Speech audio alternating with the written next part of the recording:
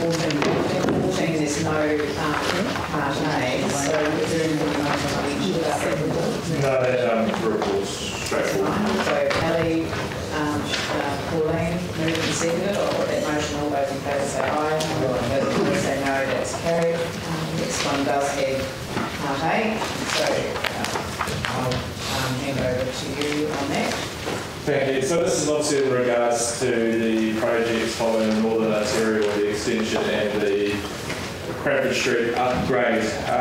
Obviously with the funding being paused on that, there was an opportunity for the board, I guess, to have a bit of a say in what we thought our thoughts are. And as a board, we represent obviously a lot of different communities that are going to be affected both positively and negatively from this.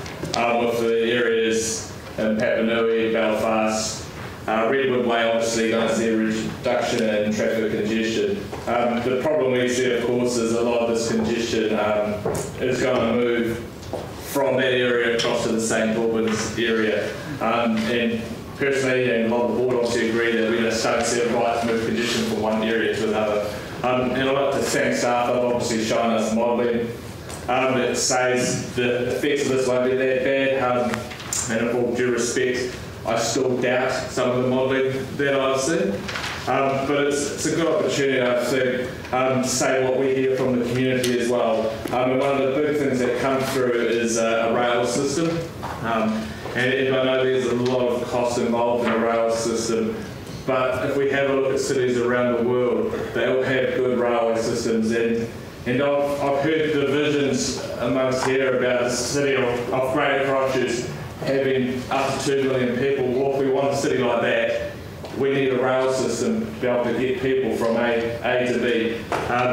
There seems to be a continually ongoing use of roads and encouragement of cars by building more and more roads. We can do the Northern Arterial and the extensions and the Christchurch Street upgrades, but where are we going to be in 5 years, 10 years time? Probably back to where we are now. There are some very good concerns amongst the people in St Albans about what the effect this is going to have on them. Yes, we can say that it's always been planned to have something down Christchurch Street, but it's been in the making for a long time, and we can't discount people's concerns because of the fact it's been there for a while. We do need to look at easing the congestion brought on by the amount of people moving to the Waimak area. And we do have to question, I think, what funding resources we get from that district in terms of easing traffic congestion in our streets caused by, I guess, non-rate paying residents. So I think this is an opportunity to obviously engage with different agencies to actually look at a really good solution to some of the problems we face. Thank you. Do you want to move it? Yes, I was actually just considering if Mike would look at strengthening 6.1.2 and perhaps being more specific about what the board, and I'm thinking along the lines of, as we say, diluting the traffic impact on Cranford Street by looking at sharing the load between the Hills Road and also coming off Berwick Street to Madras and Barbados. Yeah. So I think one of the things we all agree is we do have a congestion issue that needs to be sorted. It needs to be sorted sooner rather than later. And it's not all coming from Waimakariri either. So no. I want to put that on the record because I think there's been a lot of assumptions made, and I've noted a few comments that the mayor's made of Waimakariri District Council, and I said thank you very much for offering to pay for a share, but didn't work. But Belfast is affected by the incoming traffic as well, and so Belfast gets hooked up on Papanui Road, and if we're going to have bus services that actually work efficiently and effectively, then we need to clear up Main North Road and Papanui Road for our main bus routes into the city. And that's always been acknowledged, but if we look at the Northern Arterial, when that's built, the majority of cars that we use in the Northern Arterial will be from the Waimak, not from Christchurch itself.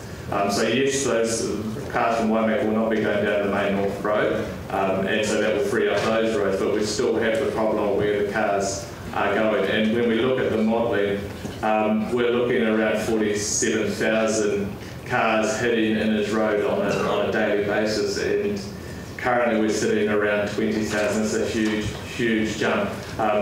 So yes, something needs to be done, but there's huge concerns about what happens at the Cranford Road intersection. And this is why the board is saying if we can't look at rail, we need to look at a viable option that actually gets the cars to where they need to go. So I understand there's some debate about what's happening to the CBD, but I think we all need to be honest, the CBD is being rebuilt and cars are going to go there. That's the reason why they're going to be going down that road and not using the Western Belfast bypass and other options. They're heading towards town. So we need a roading project, if it's going to be a roading project that actually connects people through to the CBD, that actually lets the cars flow through and not get congested around that Cranford Inner Street area. We have shown modelling that suggests it won't happen. To me, there's still, I just don't have faith in that modelling. It just doesn't seem to ring true. And so we need to look at options to make sure that the cars do not get congested there. So if I can just continue my point, that was where I was coming from, so that at the moment the engineer's plan is to bring all of the traffic that comes from the Northern Arterial and possibly Martians right across and down Cranford. So if we can, yes, that's one route, but let's make two other choices available as well to reduce the amount on Cranford, and it also gives choice on where you enter the city. So you don't have to all go down through Cranford and onto Durham. You could take Cranford and over to Barbados, or you could take Martians and then down Innes and Hills Road and down Fitzgerald. So it gives choices, and it would reduce that impact on the Cranford. Would you want to, what are you wording there, Pauline? Did you want to specify those, or are you happy to leave that for staff? I'm happy to leave. I think there's a lot of talk about the downstream effects and the mitigation is going to be put in place, but it's not out there in the public, and that's one of the biggest concerns as well. So the public aren't seeing it, and they're just seeing what happens at Cranford Street in his road. There's options that need to be looked at seriously that actually doesn't put 47,000 cars a day onto that intersection. It needs to be diluted sooner somehow. We're not traffic engineers, so we don't have all the answers. We've got ideas. Doesn't mean they're right, but something needs to be done, because when I look at the figures, when I look at the traffic congestion today, it just doesn't stack up, and I think it's going to cause us bigger problems because we get more and more cars moving out north of Christchurch and north of the river. And we've got a new housing development going out at Pegasus as well. Well, I'm happy to move. Yeah, and you'll second it. Yeah. Okay, so we've got a mover and a second to Pauline Cotto, Ali Jones. So David, Phil, Ali, Yanni. Look, I just wanted to signal that we moved fairly quickly a moment ago, and just a couple of minor things in the previous report I wanted to deal with before I address. The previous report, page 45, a couple of matters that we moved in past that quickly that I didn't get a chance to say a couple of things that I want to go back to that before we dispense with Shirley Papanui. We've already dealt with that. I know, I just wanted to highlight there's an error. You're seeking leave to go back. I'm seeking leave to just go back on a couple of matters. All right. Okay, well, I'm happy. Okay, but we'll do that at the end of this. All right. Phil. Mike, can I just ask you to, just on the notice of motion that you've clearly given the board's given a lot of consideration to, if in fact you see potential for committee board members to work with the Infrastructure, Transport and Environment Committee to actually examine the very downstream effects that you're asking for, would that be a way forward to resolve the issues that you've understandably raised, especially in terms of the traffic impacting on the city? Yes, the more involvement we get, the better it's going to be, because we have obviously a lot of comments made to us from community groups and residents. Ali?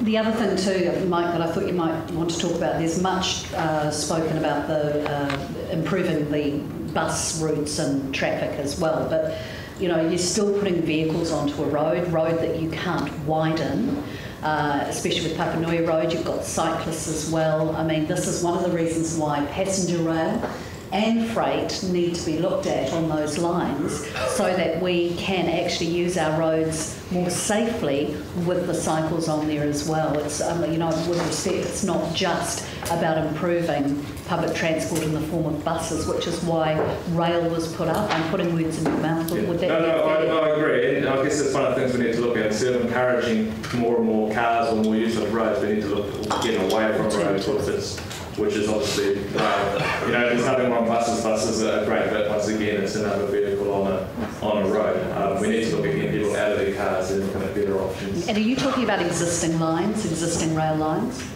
Look, I'm not a train engineer or anything like that. It's just obviously. But we're aware the that right they run people. through the Papanui area. And Yeah. So the existing lines, there's potential there, and we did have a reserve come to the board that we didn't want to lock down a reserve, or wasn't reserve at that point. We didn't want to lock it down as a reserve in case there was the option to use that for some type of station and capabilities. We've pushed this back onto the UDS agenda. The Urban Development Strategy Implementation Committee meets once a month.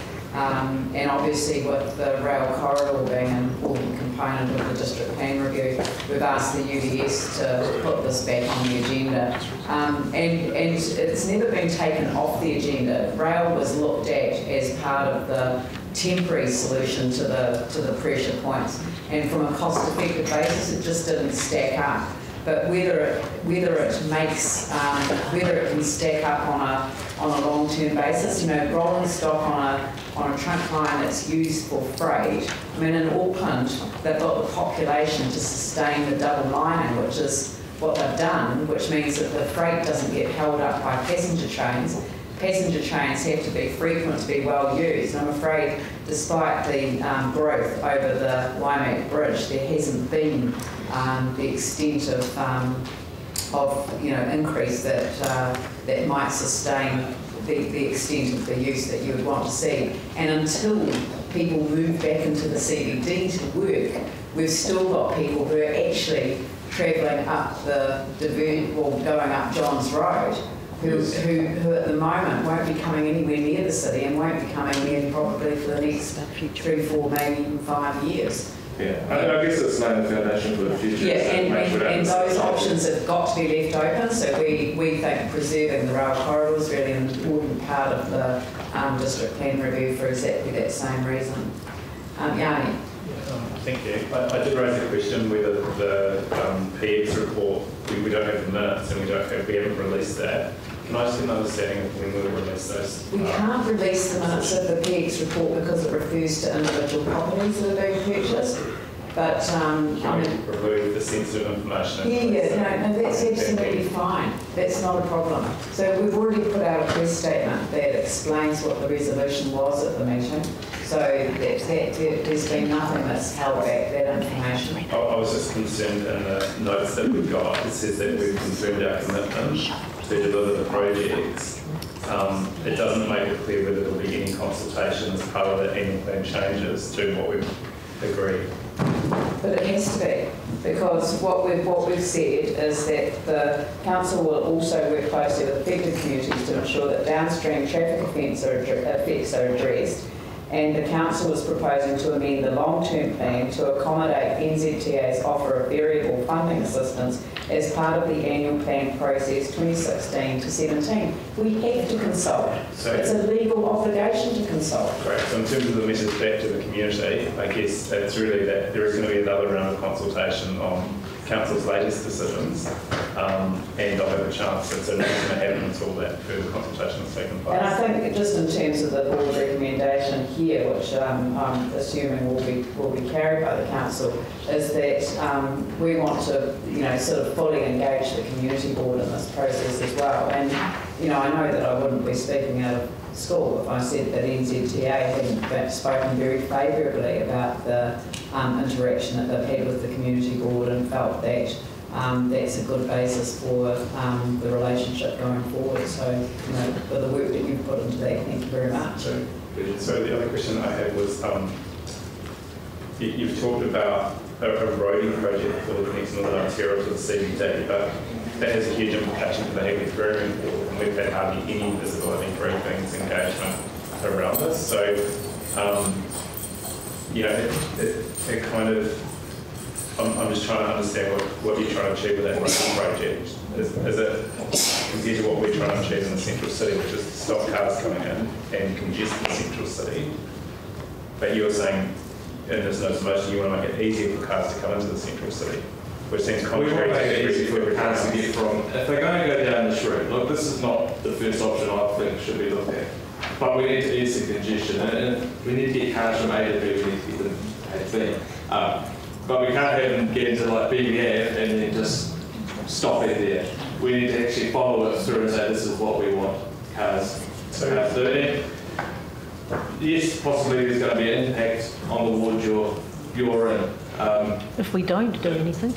Yeah, well, there's going to be an impact on all wards, but we just need to look at this project because it's moving along. Yeah, I guess the question I really want to get to is what's wrong with just doing the northern arterial extension without these other works, waiting for that work to be completed, waiting for the central city works to be completed? So this is re-negotiating this. I'm sorry, we've already made the decision, and I think that the issue that we have here is that the Shirley Papanui Community Board passed this resolution before we passed the resolution to recommit to working with NZTA to deliver the projects.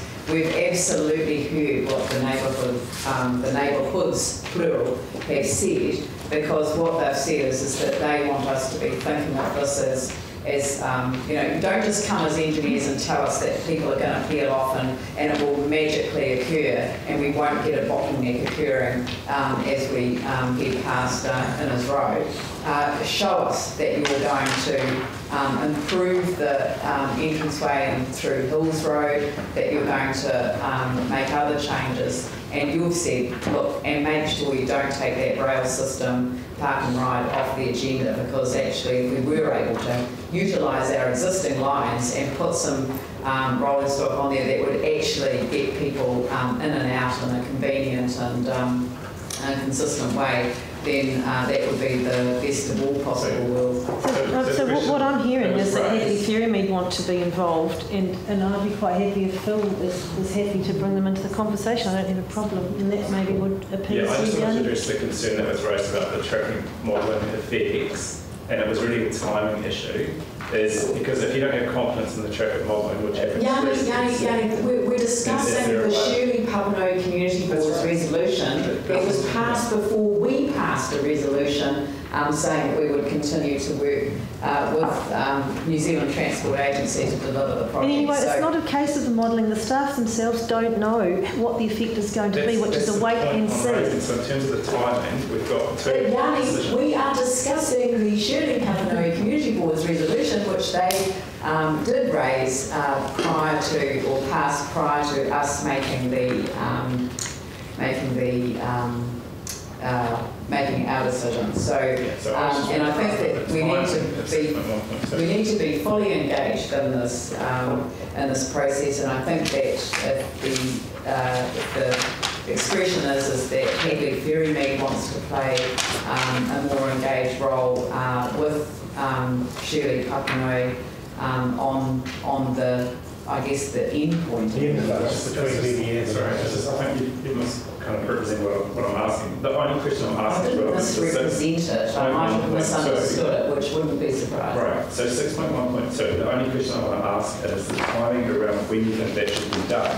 And is there any reason that shouldn't be done after the Northern Arterial? Yes, there is a good reason why it won't be done after the Northern Arterial is done, Yanni, and that is that NZTA will pull out and won't do the Northern Arterial, which I know will please some people, but won't please me or anyone else who actually wants to get the congestion issue resolved. So.